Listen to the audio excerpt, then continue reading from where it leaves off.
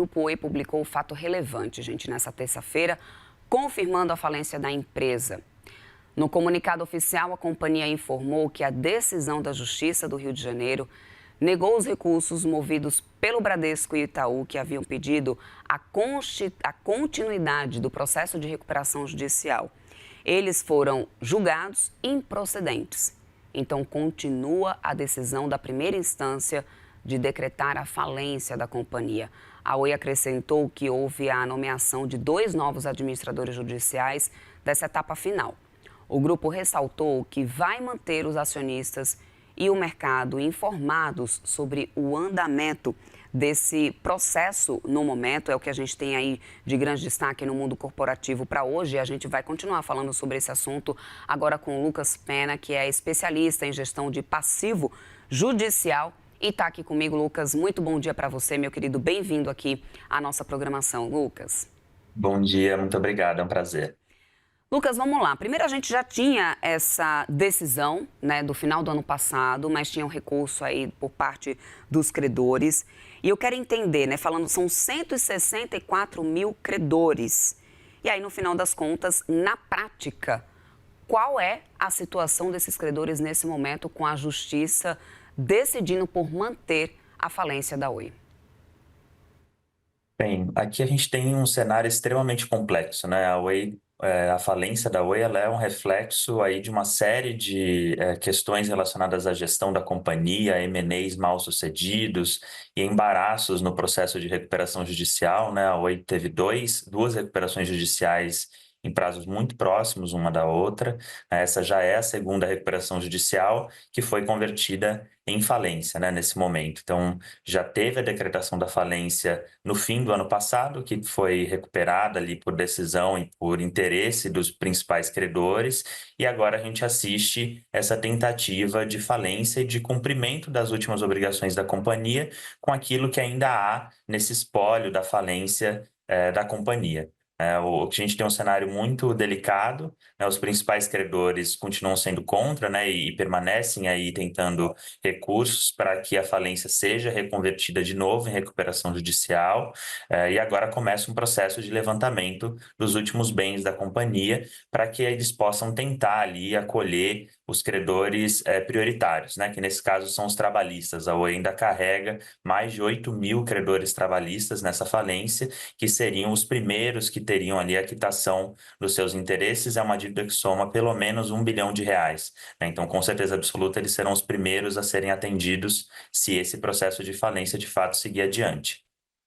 Na prática, o que separa quem pode receber integralmente e quem pode enfrentar um deságio e quem corre agora risco de acabar não recebendo nada, né?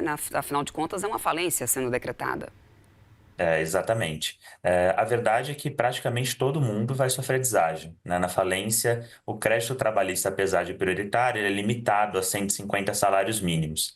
Quando a gente fala de mais de R$ 1 bilhão com 8 mil processos, a gente está falando de uma média de R$ 120 mil por processo.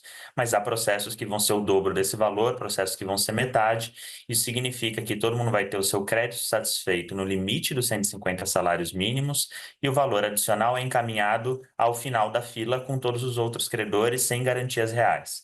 Depois disso, vem os credores com garantias reais, que devem ter ali seu crédito satisfeito com base nas garantias que conseguiram tomar. E depois disso, começa um processo ali de um triste fim, né, onde o espólio da companhia, dentro do que conseguir ser recuperado, começa a ser distribuído dentro desses credores, sempre com algum deságio. Mas vale lembrar que na Oi a gente tem uma característica muito peculiar, que como houve uma série de recuperações judiciais e de renegociações, a gente, na verdade, tem uma série de zonas cinzentas ali, do ponto de vista judicial mesmo, para entender se as condições que foram renegociadas com determinados credores nas recuperações antecedentes, elas permanecerão vigentes na falência ou, se não, né, se elas deixam de existir. Então, para além das questões relacionadas, de fato, a seguir com a falência ou não, tem uma questão muito relevante de entender como que isso se dará na prática para créditos específicos que foram abordados em outras oportunidades que não nesse momento do juízo com novos administradores judiciais. A gente tinha ali um pedido do Banco do Brasil e do Bradesco para que fosse dada continuidade ao processo de recuperação judicial e acho que com uma grande preocupação válida nesse momento.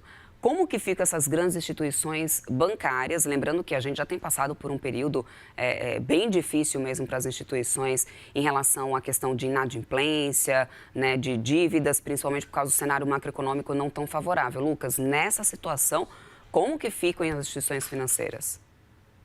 É exatamente esse o conflito que essas instituições têm comprado na justiça através dos seus advogados, né? Os grandes credores sempre foram a favor da manutenção da recuperação judicial, na tentativa de terem um pouco mais de controle de como essa massa em recuperação, aqui de uma maneira pouco crível do ponto de vista operacional, mas crível ainda no sentido da gestão do patrimônio que ainda resta dentro da companhia, que foi uma das maiores, do Brasil. Então, esses grandes credores preferem esse cenário, primeiro, porque eles têm mais controle sobre esse processo e conseguem buscar ali um pouco de recuperação das suas exposições contra a companhia. Num cenário de falência, esse controle diminui muito, né? E a forma como eles conseguem intervir em como essa massa falida vai ser tratada é muito menor e, por isso, a tentativa de retomar a recuperação judicial, ainda que seja praticamente impossível que a Oi volte a ser operacionalmente saudável em algum momento, e por isso uma briga pública também tão relevante, né?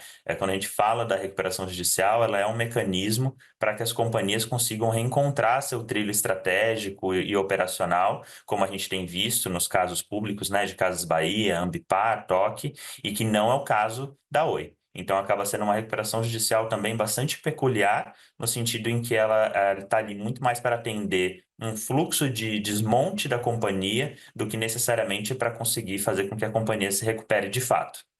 Agora, diante da possibilidade, né, de um processo longo, a gente sabe que fundos que são especializados podem acabar oferecendo, né, Lucas, a compra de créditos e, obviamente, com um forte desconto.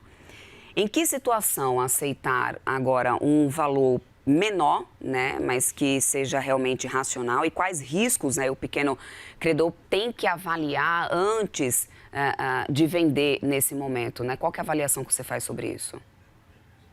Aqui é uma ponderação, em primeiro lugar, muito relacionada à legitimidade de quem está fazendo essa oferta, né? Então, acho que quando a gente fala de uma massa com tantos credores, né, e principalmente pequenos e médios credores, é uma avaliação de fato se aquela parte que está te buscando e te procurando, ela é legítima, né? O quanto sustentável é aquela oferta. E por outro lado, é ponderar não só a questão do valor, já numa recuperação, né, de recuperações sucessivas, um processo de não quitação das obrigações por longo prazo, né, entender ali um pouco se há ainda fôlego dessa parte que eventualmente carrega esse crédito de permanecer num processo tão complexo como uma falência. A recuperação judicial por si só ela já é complexa. No caso da Oi, foi ainda mais complexa pela multiplicidade de credores e tipos de credores, e a falência não será diferente, né? Então, o que eu estou trazendo aqui sobre a questão das zonas cinzentas, o que ainda é indefinido, né? Você imagina você ser um médio pequeno credor e ter que tentar se ali virar dentro de um contexto que nem a própria justiça tem respostas ainda líquidas e certas. Então, acho que essas incertezas todas precisam ser ponderadas para a tomada de decisão, no caso de uma oferta para que esse crédito seja adquirido. Depois de duas recuperações judiciais, eu acho que a falência levanta também uma discussão importante, Lucas, sobre, obviamente, a destruição de valor, né, ao longo de todo um processo. Esse processo da Oi, aliás, bastante longo. Que sinais indicam que uma reestruturação deixou de proteger, de preservar realmente a empresa e passou apenas a adiar uma quebra inadiável? Eu te pergunto isso porque a gente tem agora uma sequência, por exemplo, de pedidos de recuperação judicial, extrajudicial. O cenário tem desfavorecido muitas das companhias. Em que ponto a gente tem assim, um processo tão longo a ponto de uma recuperação judicial não conseguir proteger realmente a empresa? Perfeitamente. É muito assustador quando a gente assiste cenários como é o caso da própria Oi e, de alguma maneira, é o caso das Casas Bahia nesse momento, né, que fez uma recuperação extrajudicial há poucos anos atrás, né, há 2, 3 anos atrás, e agora já enfrenta uma recuperação judicial. Então, a gente coloca, lógico, na mesa se a gente está enxergando a realidade como ela é. Eu acho que grande parte dessa crise, para além das questões macroeconômicas, ela é uma crise de governança e transparência. Você mesmo trouxe ali o highlight nas manchetes internacionais das empresas e dos credores que podem processar a PwC por conta de um processo falimentar de uma companhia chinesa. A gente enfrenta um pouco essa crise também aqui.